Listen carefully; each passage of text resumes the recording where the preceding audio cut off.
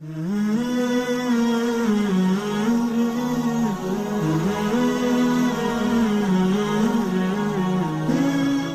اللہ الرحمن الرحیم۔ مدینہ منورہ سے تقریباً 80 میل کے فاصلے پر ایک کنواں تھا جس کا نام بدر تھا، اور اسی نام سے اس گاؤں کی آبادی بھی تھی۔ قریش کی سرمایہ کاری اور تمام تر قوت کا جو دار و مدار تھا وہ شام کی تجارت تھی، اس لیے سیاسی اصول کے مطابق اس بات کی ضرورت تھی کہ ان کی شوکت کو توڑنے کے لیے یہ سلسلہ بند کیا جائے۔ اس لیے ایک مرتبہ ان کا قافلہ شام سے واپس لوٹ رہا تھا۔ آپ صلی اللہ علیہ وسلم کو اطلاع ہوئی تو آپ صلی اللہ علیہ وسلم 313 صحابہ اکرام مہاجرین اور انصار کو ساتھ لے کر آپ صلی اللہ علیہ وسلم روانہ ہوئے، اور روحا مقام پر آپ صلی اللہ علیہ وسلم نے ڈیرا ڈالا۔ ادھر جب قریش کے سردار کو اطلاع ہوئی تو اس نے ایک شخص کو مکہ کی طرف دوڑایا اور ان کو اطلاع دی کہ اپنے قافلے کی حفاظت کریں۔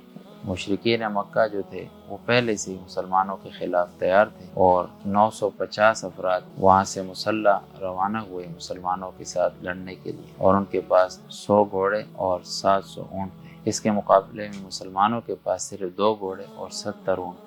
جب آپ صلی اللہ علیہ وسلم کو اطلاع ہوئی، آپ صلی اللہ علیہ وسلم نے صحابہ کرام سے مشورہ کیا، اور حضرت ابوبکر اور حضرت عمر رضی اللہ عنہما نے اپنا جان اور مال پیش کر دیا۔ حضرت عمیر بن وقاص رضی اللہ عنہ کی عمر اس وقت کم تھی، اس لیے آپ صلی اللہ علیہ وسلم نے انہیں جہاد میں جانے سے روک دیا، لیکن وہ رونے لگے اور بہت اصرار کرنے لگے۔ اس وجہ سے آپ صلی اللہ علیہ وسلم نے ان کو اجازت دے دی۔ اور اسی طرح انصار میں قبیلہ خزرج کے سردار حضرت سعد بن معاذ رضی اللہ عنہ اٹھے اور انہوں نے فرمایا کہ اللہ کی قسم کہ آپ صلی اللہ علیہ وسلم فرمائیں گے تو ہم سمندر میں کود جائیں گے۔ حضرت مقداد بن اسود رضی اللہ عنہ نے ارشاد فرمایا کہ یا رسول اللہ، ہم آپ کے دائیں بائیں آگے پیچھے سے لڑیں گے اور دشمن کا مقابلہ کریں گے۔ یہ سن کر آپ صلی اللہ علیہ وسلم بہت خوش ہوئے اور آگے بڑھنے کا حکم دیا۔ بدر کے قریب پہنچ کر پتہ چلا کہ ابو سفیان کا قافلہ جو ہے وہ نکل گیا ہے، اور قریش کا ایک بہت بڑا لشکر بدر کے مقام پہ پہنچ گیا ہے۔ بہرحال جب قریش کا قافلہ نکل گیا تو انہوں نے کہا، قریش نے، کہ ابھی جنگ ملتوی کر دی جائے،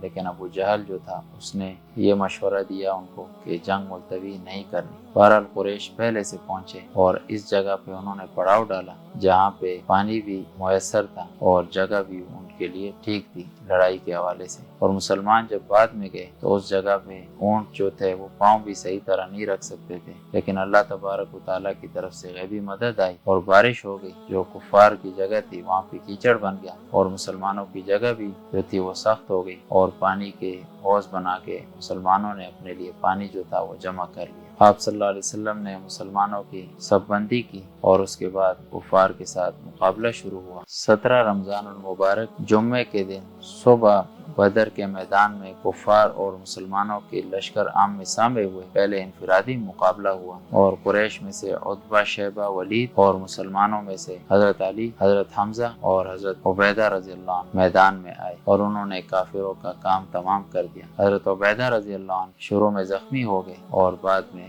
انہوں نے شہادت نوش فرمائی۔ حضرت عبیدہ رضی اللہ عنہ جب شہید ہو گئے تو آپ صلی اللہ علیہ وسلم نے ان کو اپنے دست اقدس سے قبر میں اتارا، اور یہ شرف صرف حضرت عبیدہ رضی اللہ عنہ کو حاصل تھا۔ اور اسی جنگ کے اندر ابو جہل جو تھا وہ بھی ہلاک ہوا۔ حضرت معاذ اور معاوض رضی اللہ عنہ نے جب ارادہ کیا اور اسی ارادے سے وہ نکلے اور وہ پتہ نہیں چلا سکے ابو جہل کا، پھر عبد الرحمن ابن عوف رضی اللہ عنہ سے پوچھا، انہوں نے بتایا کہ یہ ابو جہل ہے، اور اسی طرح ان دونوں نے حملہ کر کے اس کا کام تمام کر دیا۔ اور اسی طرح اللہ تبارک و تعالیٰ کی نصرت تھی، اللہ تبارک و تعالیٰ کی طرف سے غیبی مدد تھی کہ اتنے کم تعداد میں مسلمانوں نے اور اللہ کے نام سے جب غزوہ شروع کیا تو اللہ تبارک و تعالیٰ نے ان کی مدد فرمائی، اور 70 کافر مارے گئے، اور اسی طرح 70 قید میں آئے، اور جو قید میں آئے ان سے فدیہ لیا گیا، اور جن کے پاس فدیے نہیں تھے ان کے لیے یہ حکم تھا کہ وہ 10 مسلمانوں کو لکھنا پڑھنا سکھائیں۔ اللہ تبارک و تعالیٰ ہمیں